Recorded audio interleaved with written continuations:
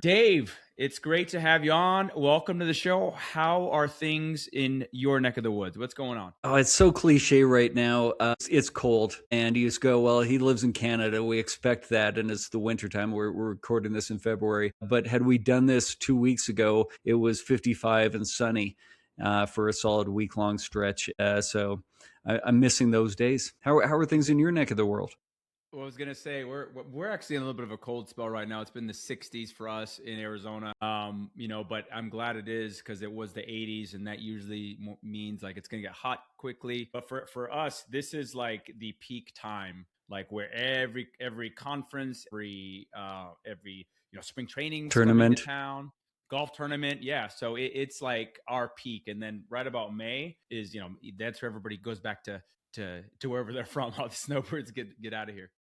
You probably heard there was probably a buzz around town about 2 weeks ago about two middle-aged guys playing a lot of tennis for a 3-day stretch in Phoenix and then hiking Camelback. Legend has it nobody's ever summited Camelback Mountain before, but we were able to. We were the first. I believe we were the first. Don't quote me on that, but no, the Phoenix is one of my favorite cities in the world. And as I'm joking around, I was just there with a buddy a couple of weeks ago, and yeah, it was magnificent weather. Yeah, I'm glad you enjoyed yourself. Yeah, Camelback is the I hate to say it, it's a little bit cliche, but something you have to do at least once. Glad you're able to enjoy it. But anyway, man, so let's get to it. I do have something that I want to ask you right off the top. So I was on your profile on X, and you have a quote pinned at the top. It says, "No two shots are exactly the same." Would you mind going into what that means? Well, I think there's a perception among some basketball players and some basketball coaches that our goal as a shooter or as a shooting coach or a coach of shooting is to get players to do exactly the same thing every time they shoot the basketball. They have a repeatable shot. And I can understand, I certainly fell into that trap early in my career. So I understand the perception of that. But the reality is, as I'm sure you've talked about in so many different disciplines, no two movements are exactly the same. And even in the controlled environment of the free throw, even with the most repeatable shooter of all time in Steph Curry, I've got the graphic that you're referring to that shows the different data points throughout a shot. Even when he has a chance to set up at the free throw line, he's setting up in slightly different places. And the ball, while it's taking a very, very similar shape throughout the 20 or so shots that I put in the graphic, while there's definitely similarities, there are also subtle but important differences between the shot. On two shots, they'll start in almost exactly the same place, and one will go out a little bit further from his body than the other, and then the second shot will come a little bit closer to his forehead at a set point than the other. And there's two others that are very similar that at one point they're almost identical places at identical times, but one then moves much quicker than the other. And so even in that controlled environment, because we're a human being executing a skill, we don't execute it exactly the same. And then when we add in the environment of an open game and five other talented people trying to stop us from doing what we intend to do, then we get a ton of variability. And I think that the true skill of being a shooter is having mechanics that get the physics of the shooting motion working for you as best you can, given your individual constraints, but then also being able to adapt those skills and being able to adapt to the different game constraints or game environments that occur and find a functional outcome, be able to make a shot when that shot is different than the last one that you just took. And you said the outcome, right? Being able to make a shot. Do you feel like coaches traditionally focus so much on what it looks like rather than the result, and that kind of skews the thinking towards everything has to be, very rigid and perfect? Yeah, I don't want to paint everybody with the same brush, and I don't want to come in and say like, okay, everybody is a traditional coach or is making this same mistake. But I know that's something that I used to believe, and I think is a fairly common thing that a shot should look a certain way. But ultimately, I make the joke all the time, like if it were legal and somebody could drop kick the ball through the rim at 40% from the 3-point line, I'd let them do it. Like, it doesn't need to be done a certain way. It probably won't be done a certain way. So why are we focusing on the aesthetics of the shot versus the outcome of the shot? If you're getting a good outcome and it looks like Tyrese Halliburton, then continue to get a good outcome. I don't need. We don't get more points from the French judge when it looks a certain way. We don't say, oh, I know that was a 3-point shot, but we're going to give you 3.2 for that one because it was really pretty. That doesn't occur. You had me thinking. Obviously, you talked about Tyrese Halliburton. There's been some great shooters over the years that have really, maybe awkward releases or doesn't look aesthetic. Who's one that stands out to you that had a non-traditional shooting form but was still highly effective? I'll highlight two guys that will unfortunately talk about or highlight how old I am. Number one, my hero, Larry Bird, and then Reggie Miller. Those would be like two undeniably great shooters who had unique ways of doing it. And what I love about their shots is, yes, Larry took the ball back a little bit over top of his head and a little bit over onto his shoulder, and Reggie Miller had the hands crossing at the overlapping and the follow through, and it looked a little funky. But if we go to what I believe are critical moments in the shot, they are doing the basketball version of squaring up the club face in golf. And how they got to the squared club face was very different. And what happened after the squared club face was very, very different. But in motor learning language, like they had a functional attractor, and they had a specific part of the motor pattern that, in my opinion, got the physics of the shot working for them. And so as a shooting coach, well, I'd never be working with somebody like Larry Bird or Reggie Miller as a shooting coach. That's not to say that a shooting coach shouldn't be working with the great shooters, but my skill set isn't with those kind of guys. But if I were working with them, I would be trying to maintain those functional attractors, those habits that they have that are very physics based, try to guide exploration around those habits by adjusting the environment that they're performing in to encourage that degeneracy or encourage the exploration of other solutions that might be similar to what they're doing, but force an adaptation to be made. Rather than changing them, you're expanding them. You're helping them become more adaptable and having a greater, right, for to use a common term, a greater bag, right, greater tool set, right, rather than just trying to make it look perfect. Yeah, and this was something with one of my mentors, Ed Coughlin. Early on in my journey around motor learning, I was struggling with my role. Like I could understand consciously like the purpose of ecological dynamics, and I believed that was important, and I could recognize that, okay, maybe I wasn't doing that very well in some ways 10 years ago, but I was still kind of struggling with putting this all together, because I did have this belief, and I do have this belief, that there are certain physical habits that contribute to better shooting. But that didn't seem to align with ecological dynamics as I was learning it. And I explained to my mentor, trying to clarify my thinking. I explained the sandbox metaphor, and it's been really helpful for me. So if I can share it now. Absolutely.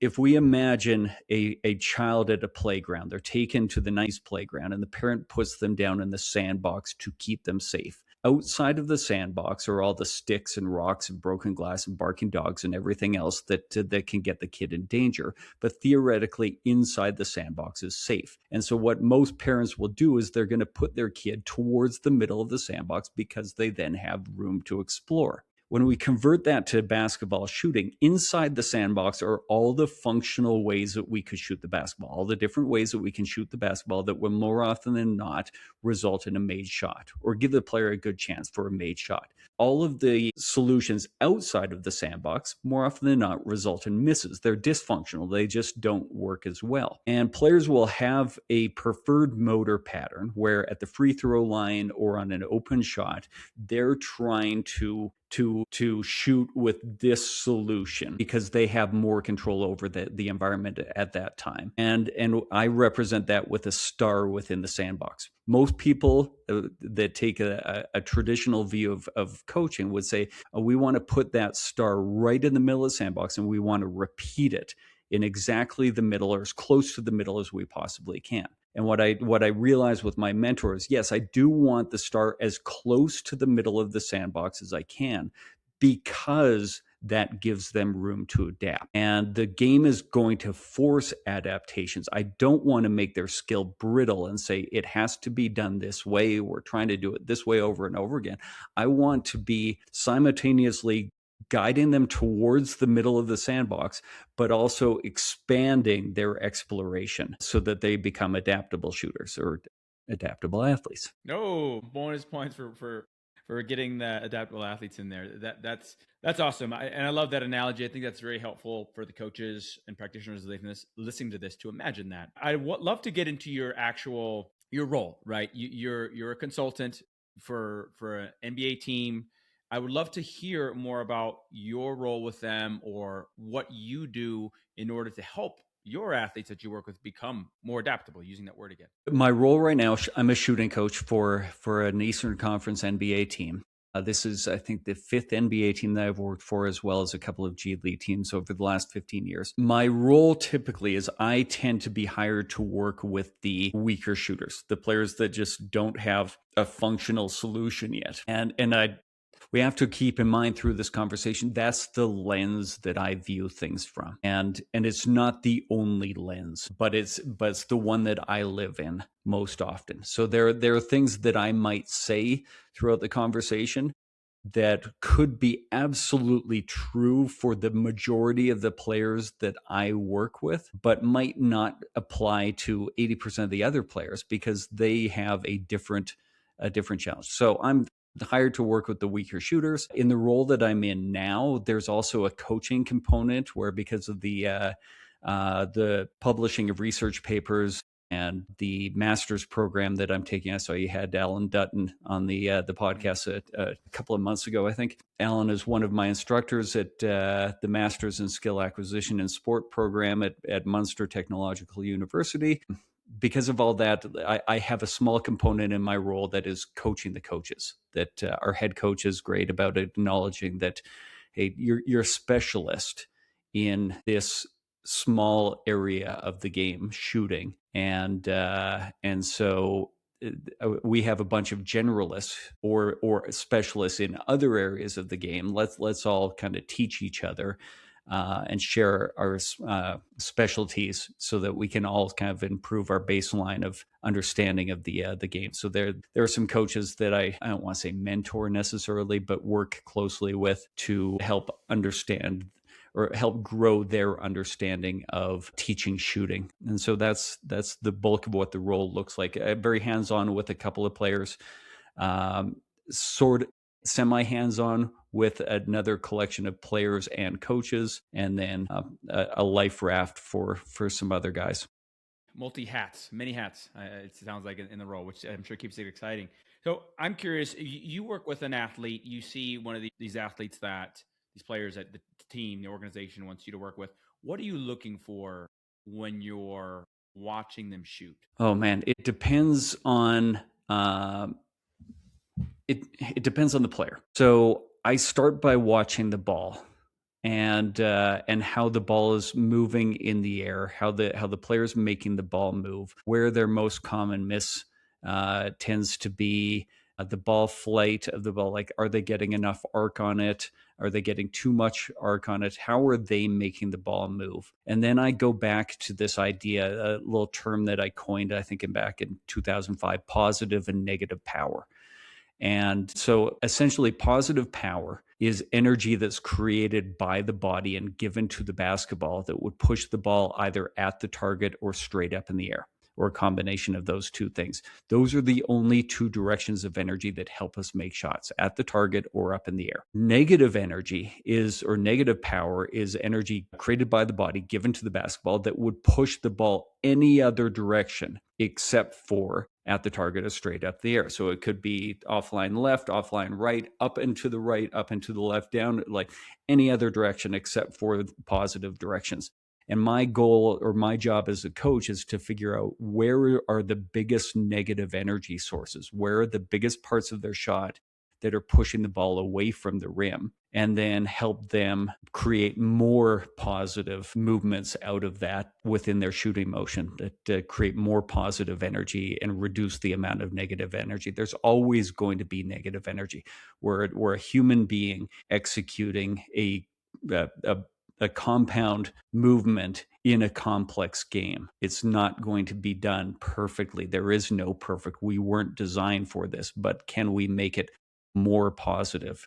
And if we can, then hopefully we're closer to the middle of the sandbox, and hopefully we're going to reduce the scope of their misses and get more makes. And it makes a lot of sense. It's energy that is not driving towards making the basket, right? The shots off to the left, off to the right. That makes a lot of sense. How do you factor in the differences? Are you an NBA? You might work with a 6'2" athlete. You might work with a 7'2" athlete. You might work with someone with a massive wingspan, with whatever other physical characteristic you want to include in there. How do you factor that in when thinking about what makes sense for that athlete? Oh, man, that's a great question.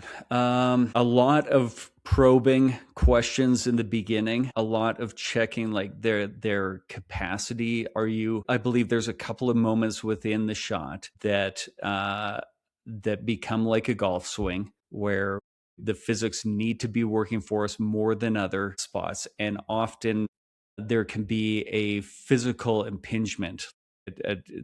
A player might not be able to get into that specific position.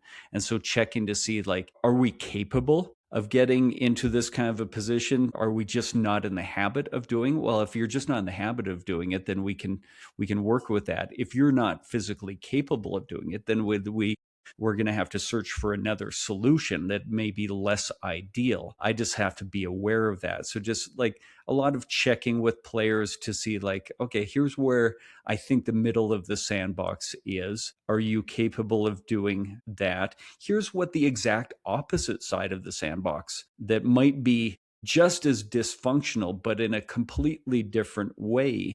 Here's what that would feel like. Are we capable of doing that? Is our space in the sandbox limited, or do we have access to all of it? And if it's limited, why is it limited, and in what way? Just constantly checking for those sorts of things, and then adjusting the activities or the drills or games so that I can hopefully guide the habit that I believe is causing the dysfunction or the negative energy into a more positive, a spot closer to the middle of the sandbox. One thing too, I'm curious about with, we talked about Larry Bird. For me, when we were talking about the shot earlier, I'm thinking Kevin Martin. If you remember him, he had a really odd looking shot. With today's NBA, the 3-point line and it is such a bigger part than Larry would have. Could you imagine if he would have had shot that many threes, what his scoring would have been like? But how has that changed how you go about your craft, having done this for a while? What does that change how you view skilled element now, maybe versus how you used to, the way the 3-point has become so prolific? I think it's broadened the scope of players that we're talking about. And this is why with the team that I'm with now, I've got my handful of guys, or a couple of guys that I'm working with hands-on that are the weaker shooters. But I now got a role with the guys in the middle of the bell curve, like the average, maybe slightly below average, maybe slightly above average.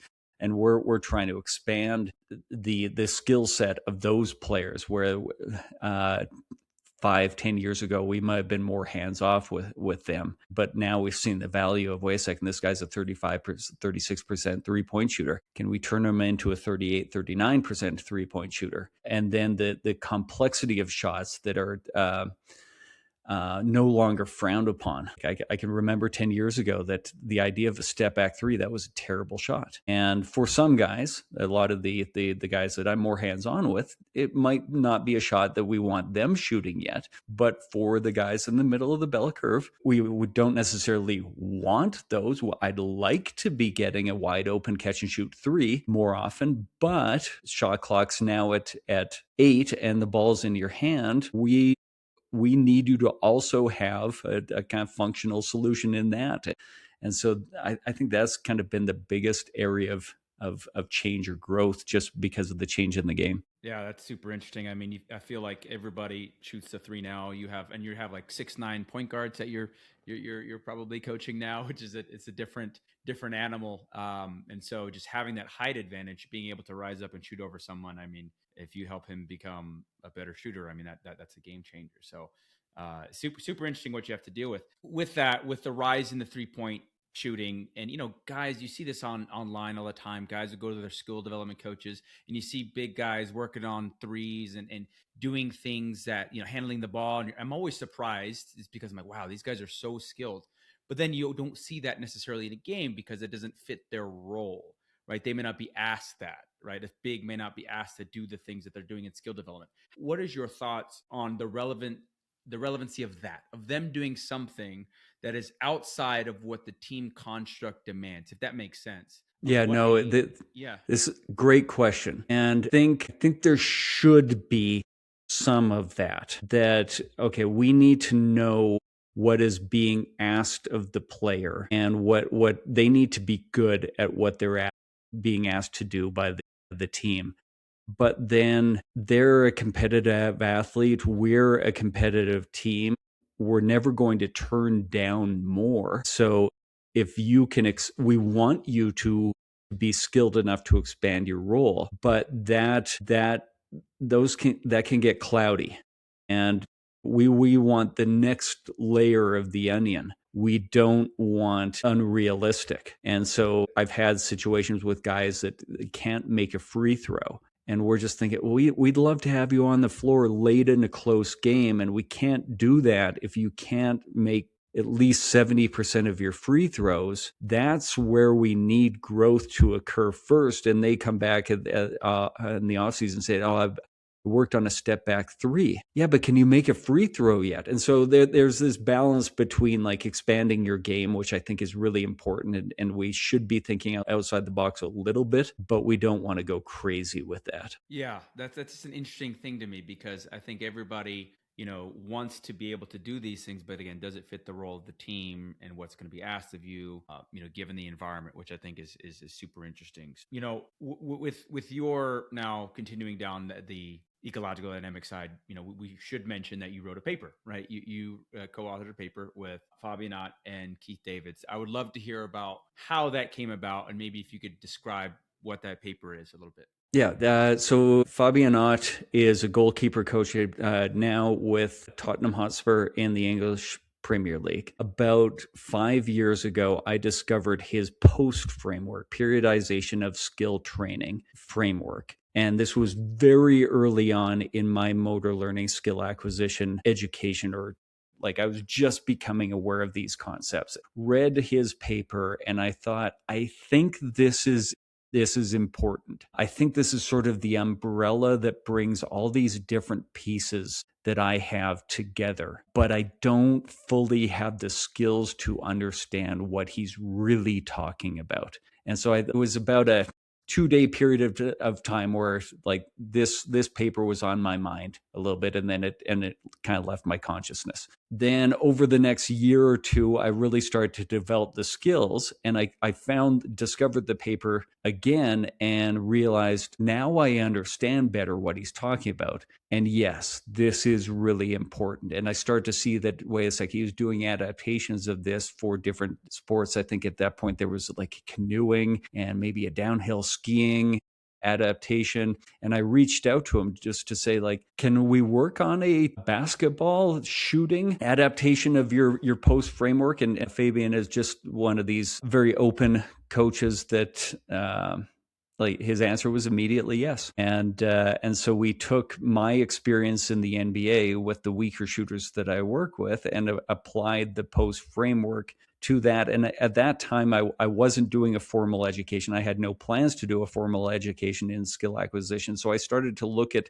publishing papers as courses and final exams, that if I could write or be involved in the writing of a paper and it got published, then I took a course and passed. And it was an incredible learning experience for me that had challenged my thinking in a lot of ways. And then from there, I think I've got we've got a couple of other papers submitted for review. We've got the 2 others written, and then the ideas and frameworks for multiple other papers, where I think this can be an important area to learn, because I just don't think this is being done in basketball, and certainly not with the combination of the understanding of having a theoretical lens and coaching at a high level.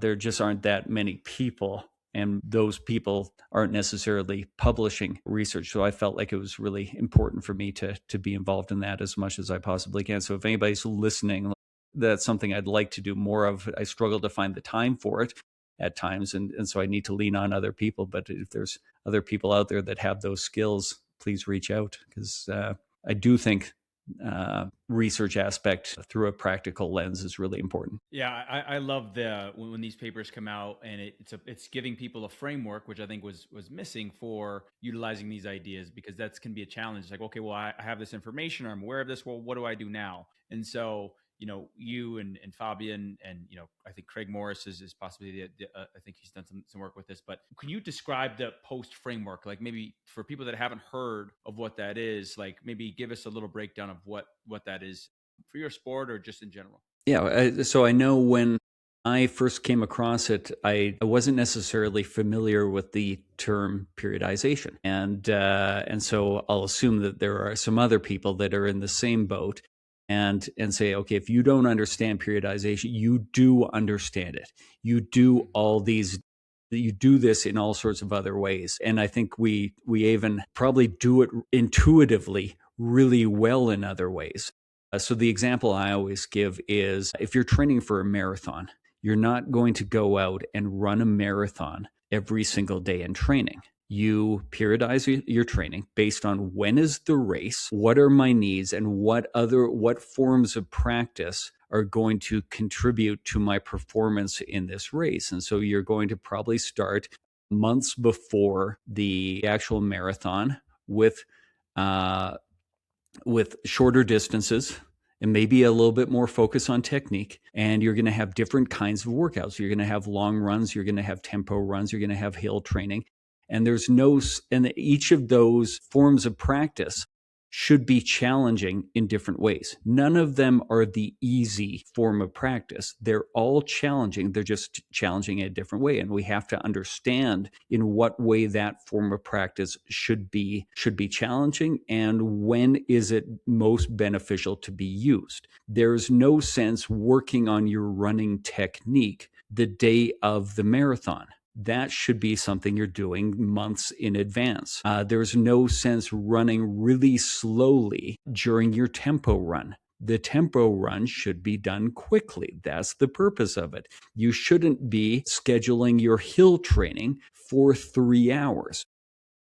That is probably going to be necessary to be shorter, because it's going to be harder in this particular way, and you don't have the capacity. So I think we understand that, like, even if you haven't run a marathon or a half marathon, we can understand that concept, or we can apply it to the weight room and leg day, push day, pull days, higher load, lower load, those sorts of ideas. And now we're just taking that to the skill of basketball. And so Fabian broke the framework up into essentially 3 different phases: a movement coordination phase, or I start to refer to them as blue days, a green skill adaptability phase, and a red performance training phase. That skill adaptability phase is broken up into 3 sub phases. So we have movement variability, complex training, and team-based training.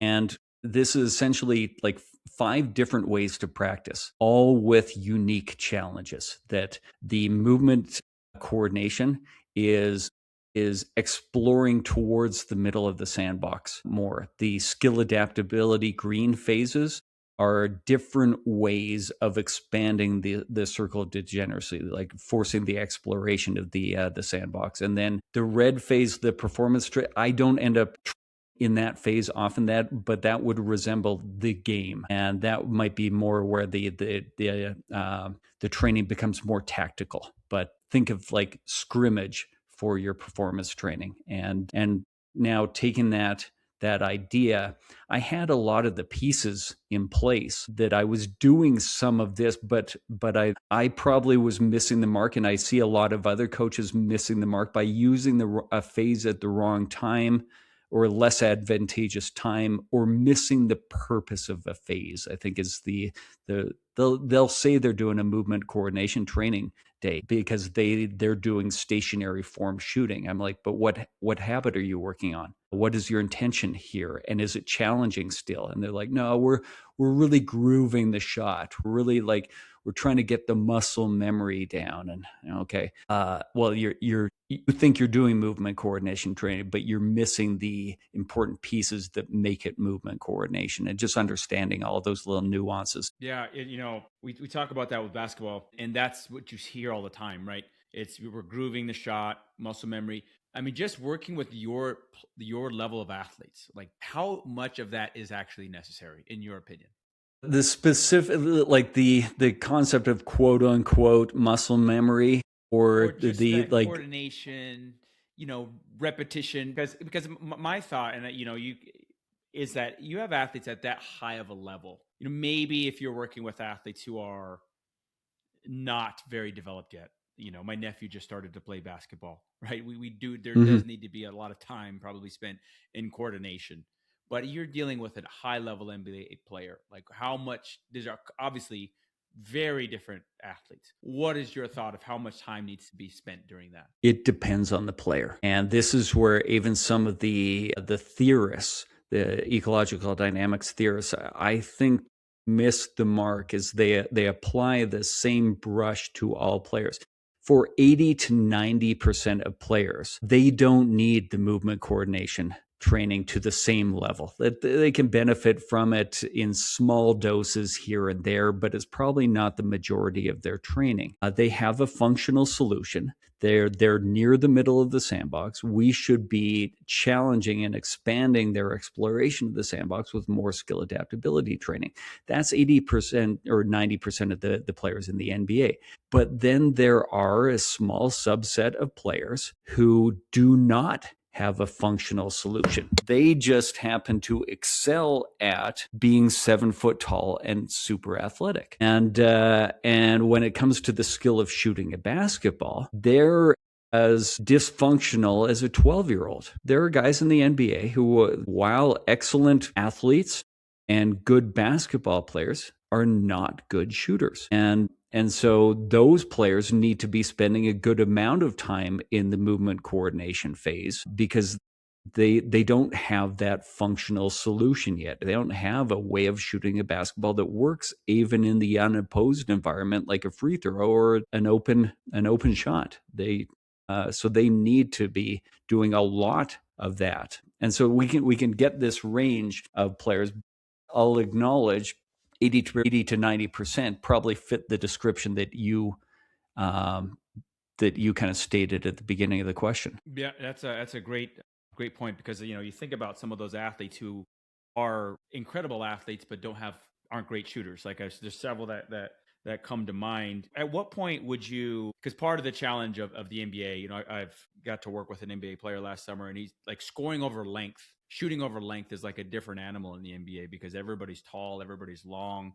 No one looks like me. So it's like, at what point how are you adding that in, right? Because it's like you have the difference between a shot that is a set shot that's no one's there, and then shooting in a game is like there's a significant gulf, right? That bridge there. Like, what ways are you incorporating some of those elements into shooting? I'm typically not working with those guys hands on, uh, but I'm supporting the coaches that will be working on, and so those are the players that okay, we don't need a significant amount of time in a movement coordination phase. They have a stable functional movement pattern that they have a way of shooting that works. They struggle when they have to shoot over uh, as you say, a player with length. They have to shoot over 7 feet or 7'5" now, and that becomes the challenge. Well, if that's the challenge, what should our practice look like? It should involve shooting over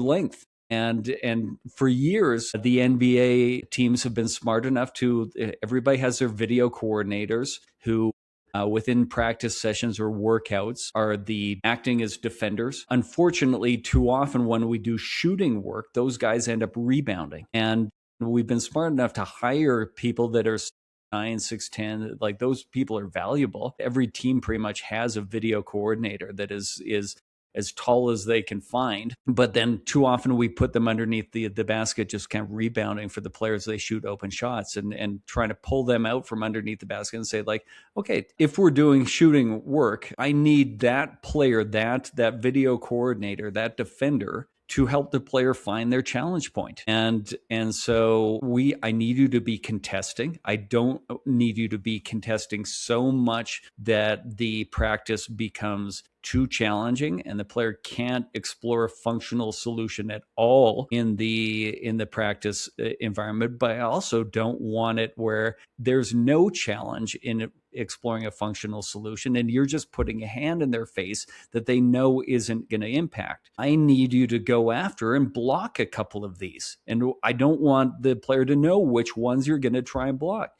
And then I want also a small number where you don't even defend it at all, because that will happen in a game. I need the player, the shooter's brain to be turned on in the way that it's turned on in a game, for them to be searching for what is happening, where do I have opportunities to shoot, and in what ways do I need to be able to adapt. And so if our challenge is, like, this is essentially a loop that we need to be going through, is we need to determine, okay, what part of the game is holding this particular player back? And then how can I incorporate that part of the game at an appropriate level of challenge in our practice? So discovering or determining the intent and then finding the challenge point for the player is essentially the simple framework that I follow in like every drill that I'm trying to run. No, love that answer. That's yeah, you nailed that one. I think that is that challenge point. It's moving, I'm sure, right? It's like that one's challenge point isn't what it was previously a month ago, a year ago, and what it could be, or even from practice to practice, right? That tech challenge Right. point might be shifting. Or even I think there's value in shot to shot adjusting it, because at the very least, maybe we're not adjusting the challenge point too much, but I'm encouraging variability, which will force adaptability. And so again, it's not going to be huge variance but if a player shoots 3 good shots in a row, I am trying to make the practice a little bit more challenging. And if they shoot 4 more shots and 3 of them were poor, then I'm adjusting in the opposite direction, knowing that at the very least, I'm now adding more variability and forcing the exploration rather than training them in the unnecessary habit of repeating. We don't repeat in basketball. We adapt. Love that. That we'll write that down. That's definitely going to be something we'll quote. I'll steal there that you just said. So with the other side, right? We talked about finding the right challenge point, but there's times maybe when that's pushing an athlete. I mean, you address this in the paper. I think you talk about that a player experiencing lack of success, right, can be like initially can be kind of discouraging, right? You might have a player that goes back into their old habits, and that might be especially true for coaches listening to this. Like, man, that sounds great, Dave, but I work with athletes who have gotten to this point and they're used to a very specific way of doing things. They get my 10 shots from the corner, 10 shots, whatever it may be. How do you navigate that, incorporating challenge without maybe having an athlete be like, oh, I'm just going to do what I've always done? So in this question, the player has an expectation of what their practice is going to look like, and they like block practice. They want highly Correct. prescriptive. Okay. So and you're So introducing something new and some struggle in practice, right. which is different. How do you handle that situation? I am getting better at meeting the player where they are. And because what we have to understand, and I've made this mistake where I've shifted from unknowingly being either a very cognitive or a very informational processing model type coach. I didn't know what those were at the time that I was doing it, but that's what I was doing, to trying to become, I would say I'm about an 80% ecological coach at this point, and probably a 20% cognitive. And so I came in during the COVID lockdown working with players where I can experiment a little bit more with these players. These are a little bit lower stakes for me. And I came in guns blazing on like, I'm an ecological coach. Watch this. And some players really took to it, and some absolutely hated it. They're like, why are you teaching me to shoot other ways that are wrong? Teach me how to shoot right. As I'm doing some differential learning, or what I thought was differential learning, it turns out it was guided discovery. And so I've gotten much better at sensing or asking questions of where is the player. And then over time, as you're building a relationship and earning their trust, teaching them like, okay, you want 10 shots from the corner? Like, you think that's effective practice? Explain to me why you think that is. And getting their explanation and listening to it and acknowledging what might actually be true about what they're saying. Oh, yeah, it probably does make you feel good. You're right. If I can push back a little bit, though, what I'd push back on is that while you're feeling really good, you're not practicing a skill that you're actually going to use in a game. And so if you're taking your girlfriend to the county fair and you get 10 of the same shots in a row, good idea. And like just starting to sprinkle in and starting to teach them, but importantly, meeting them where they are in the beginning and validating at least some of what they're saying, because they are an expert. They aren't necessarily an expert in motor learning, but they are the world's foremost expert and the only expert in what they are feeling.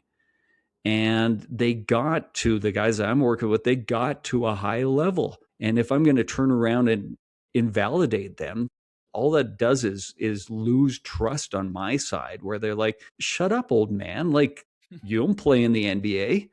And they're right. So there is validity. They might not have evidence. It might not be the best way, but it got them to where they are now. And it is what they're feeling. And then we have to slowly teach them if there's maybe a better way of doing this. Yeah, I like that, respecting who they are. And I mean, they have innate knowledge of themselves that we'll never have. So I think understanding that and appreciating that is crucial. Dave, if your game, I'd like to go into like a couple rapid fire questions. They're fun questions. Okay, good. If your game, I'd like to do that. Are you good for that? I absolutely am. Just know I'm not great at anything that involves rapid fire, but I get a little windy in my answers, as you probably have already noticed, and quick twitch muscles, not my strong suit. But let's go. Let's do it. That's okay. That's all right. All right, here we go. So, who was the basketball player that you looked up to most growing up? Two people, Larry Bird and Chip England, who's the shooting coach for the Oklahoma City Thunder right now. I met him when he was a minor league player, and he was the Larry Bird that I actually knew. And so those are my two guys. So he was with the Spurs, right? He's like well known as being one of the most well known shooting coaches, right? So how did you meet him? He was a player for the Calgary in the World Basketball League from 1988 to I'm dating myself here. I was a ball boy for the team. And so he's just an amazing person that cares about other people, and was a former ball boy himself for, I believe, UCLA basketball back in the Wooden era. And so he looked out for the ball boys. And I was just this hardworking, nice, friendly kid. And he kind of became like a big brother to me. And we're still friends now. That 13-year-old kid and the 28-year-old player are now 51-year-old man. And I won't date Chip, but older than 51-year-old man. And we're still friends, and we still have a relationship. And he's somebody that I consider a mentor. That was not a rapid fire answer, so I got to get back on track. That was pretty good. But I also asked the follow-up, and that's a unique fact that we would never have known if we had not engaged in this rapid fire portion. So, okay, who do you think is the most underrated shooter of all time?